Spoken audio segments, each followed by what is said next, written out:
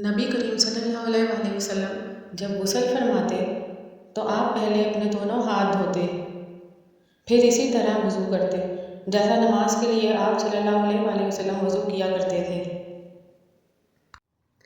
پھر پانی میں اپنی انگلیاں داخل فرماتے اور ان سے بالوں کی جڑوں کا خلال کرتے، پھر اپنے ہاتھوں سے 3 چلو سر پر ڈالتے، پھر تمام بدن پر پانی بہا لیتے۔ حدیث نمبر 2۔ رسول اللہ صلی اللہ علیہ وآلہ وسلم نے فرمایا، ایک عمرہ کے بعد دوسرا عمرہ دونوں کے درمیان کے گناہوں کا کفارہ ہے، اور حج مبرور کی جزا جنت کے سوا اور کچھ نہیں ہے۔ حدیث نمبر 3۔ رسول اللہ صلی اللہ علیہ وآلہ وسلم نے فرمایا، اسلام کی بنیاد 5 چیزوں پر قائم کی گئی ہے۔ اول گواہی دینا کہ اللہ کے سوا کوئی معبود نہیں اور بے شک حضرت محمد صلی اللہ علیہ وآلہ وسلم اللہ کے سچے رسول ہیں، اور نماز قائم کرنا اور زکوٰۃ ادا کرنا اور حج کرنا اور رمضان کے روزے رکھنا۔ حدیث نمبر 4۔ ایک دن ایک آدمی نے حضرت صلی اللہ علیہ وآلہ وسلم سے پوچھا کہ کون سا اسلام بہتر ہے؟ فرمایا، یہ کہ تم کھانا کھلاؤ اور جس کو پہچانو اس کو بھی اور جس کو نہ پہچانو اس کو بھی، الغرض سب کو سلام کرو۔ حدیث نمبر 5۔ حضرت صلی اللہ علیہ وآلہ وسلم نے فرمایا، تم میں سے کوئی شخص ایماندار نہ ہوگا جب تک اپنے بھائی کے لیے وہ نہ چاہے جو اپنے نفس کے لیے چاہتا ہے۔ حدیث نمبر 6۔ رسول اللہ صلی اللہ علیہ وآلہ وسلم نے فرمایا، وہ وقت قریب ہے جب مسلمان کا سب سے عمدہ مال اس کی بکریاں ہوں گی، جن کے پیچھے وہ پہاڑوں کی چوٹیاں اور برساتی وادیوں میں اپنے دین کو بچانے کے لیے بھاگ جائے گا۔ حدیث نمبر 7۔ ایک دفعہ رسول کریم صلی اللہ علیہ وآلہ وسلم ایک انصاری شخص کے پاس سے گزرے، اس حال میں کہ وہ اپنے ایک بھائی سے کہہ رہے تھے کہ تم اتنی شرم کیوں کرتے ہو؟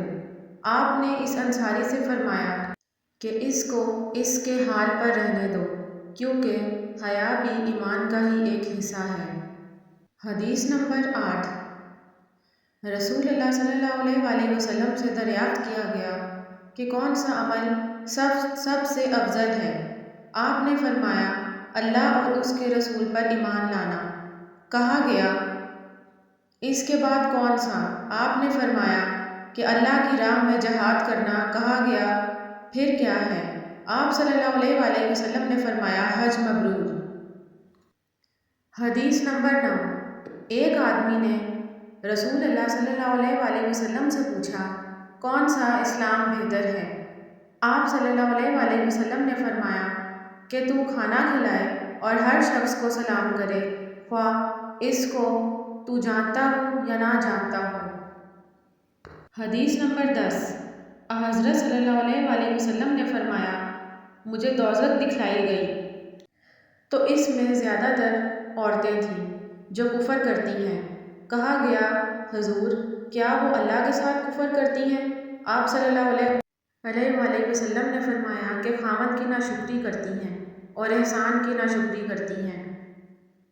اگر تم عمر بھر بھی ان سے کسی کے ساتھ احسان کرتے رہو، پھر تمہاری طرف سے کبھی کوئی ان کے خیال میں ناگواری کی بات ہو جائے تو فوراً کہہ اٹھیں گی کہ میں نے کبھی تجھ سے کوئی بھلائی نہیں دیکھی۔ حدیث نمبر 11۔